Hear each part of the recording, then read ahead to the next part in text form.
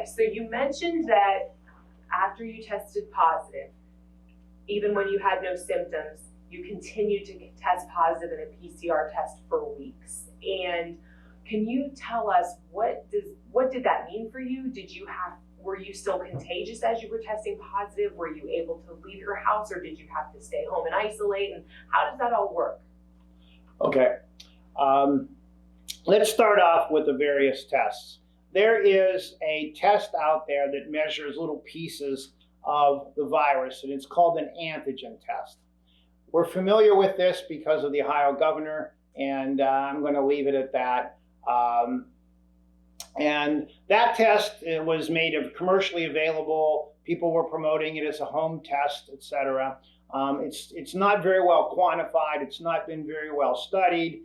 False positives tend to be the problem with the antigen test, and we're really not using that test very much. So I'm going to leave that off to the side. Antigen testing really doesn't play anything in what I'm going to say from this point forward.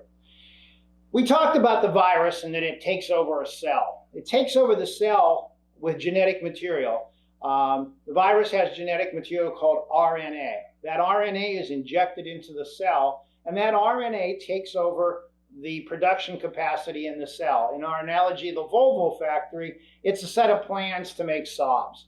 And the cell takes over, the cell then produces coronaviruses, it releases them through the cell wall and explodes, and there's RNA all over the place. When this goes on, you're making millions and millions of copies. The floor is just littered with coronavirus RNA. The test that we're doing is a PCR test, which is very, very, very sensitive at picking up minute amounts of this genetic material. So when we swab somebody's nose, what we're really looking for is, can we find certain bits of coronavirus RNA that we know is made in multiple copies, and that presence would indicate that the coronavirus has been there at some point in time. It doesn't give us a time course, it just says it was there. Now, not every cell that gets infected dies. Not every factory that gets taken over and has the plans for a Saab makes a Saab. It's just not the case. These cells, which have the RNA, but they have their own mechanisms of protection, don't die, at least from the viral infection. The cells normally die. Our body's constantly replacing itself on a regular basis, especially the mucous membranes. These cells die and fall off. Well, if those cells happen to have some of that RNA material still in it, and those cells fall off and I swab your nose, it's still going to be positive, because remember, this PCR test picks up very small amounts. It's been said that some of these PCR tests are so sensitive, they would pick up a sugar molecule in a backyard swimming pool. Think of that. Think about a test that would pick up a single sugar molecule in your backyard swimming pool. That's pretty amazing. These are very sensitive tests.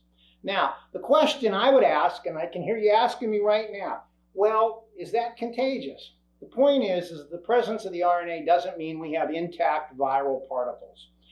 What you want to know is there viruses there that are capable of initiating another infection. To do that, we have to culture the viruses. Now, I know we're all familiar with getting a throat culture for strep, and it's cultured, and they call you in 2 days and say the culture grew strep or the culture didn't grow strep. That is relatively a simple procedure. You know, that's kind of sitting down there walking on the sidewalk. Sitting down there and growing a virus is, you know, a tightrope 100 feet in the air kind of thing without a net. It's a whole different story. Growing viruses are difficult, very difficult to do. So when we take people who initially are infected and have this test done, and we see if they have intact viral particles, yes, they do. But as we go down the line, and this study has been done, it's been published, this is a fact, that these people who have persistently positive PCR tests don't have infectious particles, so they are no longer contagious. That's why the guidelines are 7 days after the 7 days after the symptoms have started, and 3 days off of antipyretics, so that's Tylenol or ibuprofen, the fever goes away, that you can go back and return to work, or 14 days. In my particular instance, I followed the guidelines closed the practice down, stayed away for the particular period of time, and went back. And as a consequence, I'm not contagious anymore. And the data would clearly support that. So that's the reason for the 14 days.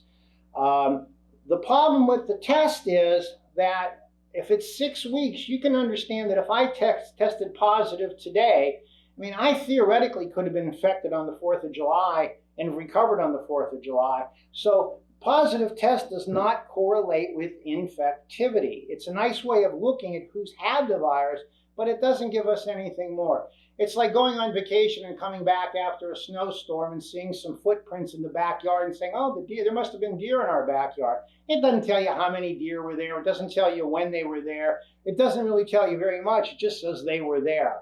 And that's what this test kind of does. Now, the antibody test that we do basically picks up the body's response to the virus. And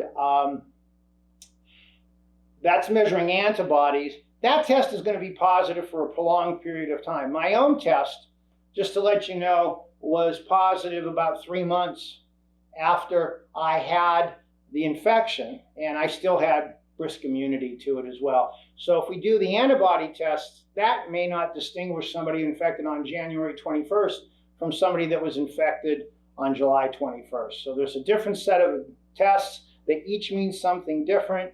But just having a swab test in your nose positive does not mean that you're currently contagious.